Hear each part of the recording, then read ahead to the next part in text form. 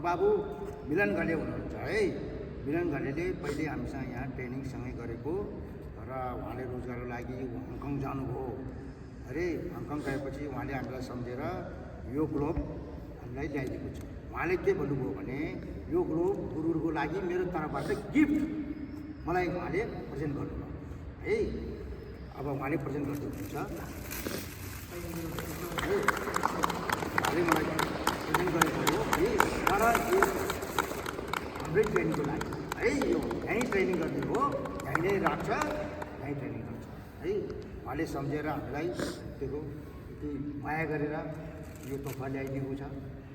यो धेरै राम्रो छ, विदेशी सामान हो यो। हङकङ मेड इन हङकङबाट ल्याएको है। अवश्य पनि तपाईँहरूले युज गरेर तपाईँहरू राम्रो प्लेयर बन्न पनि मलाई आशा लाग्छ है।